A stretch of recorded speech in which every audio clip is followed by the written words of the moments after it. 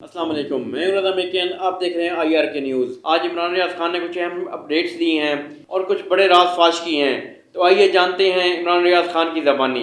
लापता तलबा का जो केस है बलूचिस्तान के, वो भी इस्लामाबाद हाई कोर्ट में चल रहा है और उसमें जस्टिस मोहसिन अख्तर कियानी साहब ने रिमार्क्स दिए कि एजेंसी के काम करने का तरीकाकार वाज़े हो जाए तो अच्छा होगा और लापता बलूच तलबा की बाजियाबी और कमीशन की सिफारिशात पर अमल दरामद से मुताल्लिक केस की यह समाअत हो रही थी।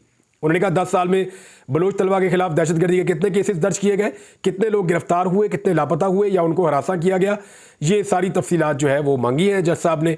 और जो वकला है वो यहाँ पे भी जो है वो वकीलों ने और जज साहब ने इसी बात के ऊपर जोर दिया। ईमान मज़ारी ही यहाँ पे वकील है। उन्होंने कहा लापता अफराद के लवाहिकीन को डराया धमकाया भी जाता है। तो यहाँ पे उन्होंने कहा कि बहुत सारे जज साहब ने कहा कि लापता अफराद अपने घरों में वापस आए हैं अटॉर्नी जनरल की काविशों से।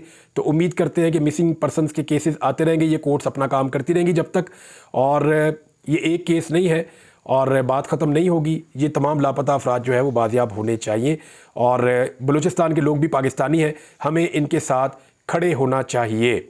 मीडिया को भी उन्होंने कहा कि मीडिया की निशानदेही की वजह से बाद औक़ात बंदा मिल जाता है। तो ये भी केस चल रहा है और अल्लाह करे कि कोई भी लापता ना रहे। अगर कोई किसी जुर्म में मुलव्विस है तो कानून के मुताबिक अदालत में पेश करके उसके खिलाफ केस चलना चाहिए। दूसरे तमाम रास्ते गैर कानूनी और गलत है।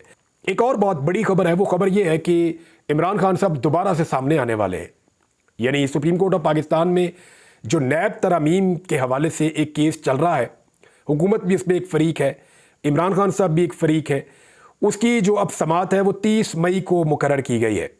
इमरान खान साहब दोबारा वीडियो लिंक के ज़रिए पेश होंगे। कोशिश की जाएगी कि अब दोबारा वीडियो या तस्वीर इमरान खान की ना बने, लेकिन कैसे रोकेंगे? एक तरफ तो अदालत के अंदर रुजू कर लिया है, खैबर पख्तूनख्वा की जानिब से किया गया है कि जनाब बाकी सारा कुछ आप लाइव दिखाते हैं, ये आप पेशी जो अवाम का मेन फोकस है जिस केस की तरफ, नैब तरामीम के हवाले से अवाम का लूटा हुआ माल जो है वो बरामद करने का काम नैब करता है, तो यहाँ पे आप क्यों इसको लाइव नहीं दिखा रहे? तो उसको भी सेटल करना पड़ेगा। मामले को अभी 10 दिन बाकी हैं, देखते हैं इसके अंदर क्या होगा। ये बड़ा अहम केस है और इमरान खान साहब एक मरतबा फिर सामने आने वाले हैं 30 मई को। नाज़रीन, अल्लामा ताहिर अशरफी साहब ने एक स्टेटमेंट दिया है, बड़ा मज़ेदार स्टेटमेंट है क्योंकि इनको मैं ज़ाती तौर पे जानता हूँ और मुझे पता है कि उन दिनों में जबकि ये बात कर रहे हैं ये खुद क्या कह रहे थे, क्या कर रहे थे, क्योंकि मेरे साथ थे, अल्लामा साहब राब्ते में भी थे। मेरा टेलीफोन रिकॉर्ड निकाल के भी चेक किया जा सकता है या अल्लामा साहब का कि ये मेरे साथ राब्ते में थे और मुझे क्या पूछ रहे थे। अगर मैंने पोल खोल दिया और बता दिया ना तो अल्लामा साहब मुँह नहीं दिखा सकेंगे। सियासी मामलात के अंदर अपने आप को बाहर रखे। वो एक मौलवी हैं और ज़्यादातर बात करते हैं इस्लाम के बारे में, तो जहाँ पे इस्लाम की बात होती है वहाँ उनकी ज़बान नहीं खुलती। मैंने पिछले दिनों ताहिर अशरफी साहब से ये पूछा था कि सऊदी अरब के अंदर कुछ रिपोर्ट्स आ रही हैं, रिपोर्ट्स ये आ रही हैं कि वहाँ पे फैशन शो हो रहे हैं नंगे किस्म के, तो उस पर अल्लामा ताहिर अशरफी साहब की कोई राय है या नहीं है? तो उस पर अल्लामा ताहिर अशरफी साहब ने कोई लब कुशाई नहीं की। उन्होंने नहीं बताया कि वहाँ पे ये हो रहा है या नहीं हो रहा, या उनकी सऊदी अरब की हुकूमत से कोई बात हुई है या नहीं हुई इस बारे में कि वहाँ बेशर्मी हो रही है या नहीं हो रही। उस पर ताहिर अशरफी साहब नहीं बोल रहे। हाँ, लेकिन इस पर वो बात करते हैं बार बार सियासत पे और मखसूस किस्म की बात करते हैं जो एस्टेब्लिशमेंट को या ताकतवर हल्कों को पसंद आती है। अब वो ये कह रहे हैं कि गारंटी से कहता हूँ बानी PTI असम्बली ना छोड़ते तो दोबारा वज़ीर-ए-आज़म बन जाते। ताहिर अशरफी साहब, आप मेरे साथ राब्ते में थे, आपको किस बात की फिक्र थी और आप मुझसे क्या पूछ रहे थे बार बार, और मैंने आपको क्या बताया था और फिर आपने मुझे क्या बताया था और आपने क्या कहा था? अगर मैंने वो पोल खोल दिया ना तो इससे बेहतर ये है कि आप इशारों पे चलने के बजाय ये बातें करना बंद कर दें। कब तक आप जमहूरियत के खिलाफ साजिशें करते रहेंगे? अपने छोटे छोटे फ़ायदे के लिए, अपनी बोटी के लिए आप पाकिस्तान का बकरा और ऊँट ज़िबा कर देते हैं। ताहिर अशरफी साहब, आपका काम है दीन समझाना, लोगों को इस्लाम की तरफ दर्स देना। मुझे आप ये बताइए कि आपने गजा में फ़लस्तीनियों के कत्ल के ऊपर कितने एहतजाज किए? सेनेटर मुश्ताक अहमद साहब कर रहे हैं, वहाँ पे आप कितनी दफ़ा गए? आपने कहाँ कहाँ पे लोगों को निकाला? आपने कितनी आवाज़ उठाई? दुनिया के किस फोरम पे जाके आपने क्या बात की? तो अल्लामा साहब, आप ना जहाँ पे इस्लाम का मामला आता है आप बोलते ही नहीं है, जहाँ मुसलमानों की जान का मामला आता है वहाँ आप बोलते ही नहीं है। आपका स्टेटमेंट तो अभी ईरानी सदर के ऊपर होना चाहिए था, डिटेल के साथ।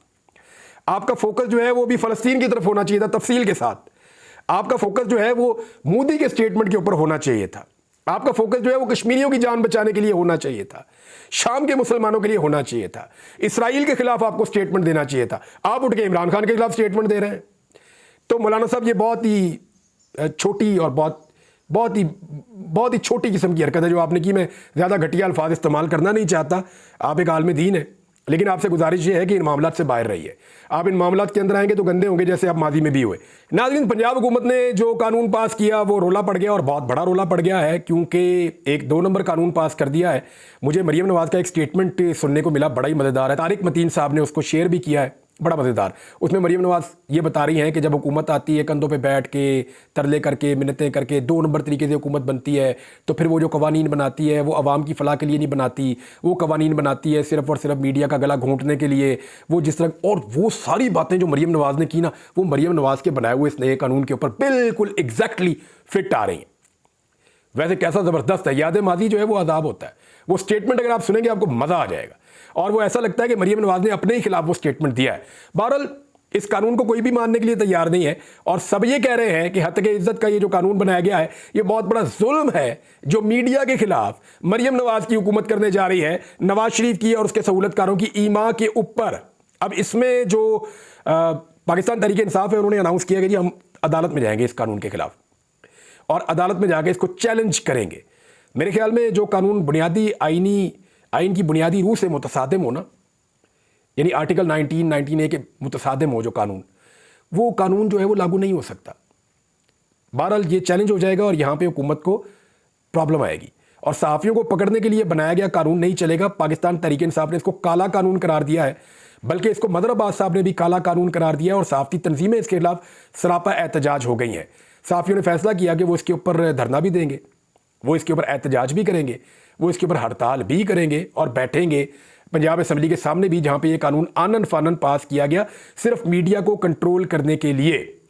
PFUJ और KUJ दस्तूर ने पंजाब हुकूमत का हत्या इज़्ज़त कानून मुस्तरद कर दिया।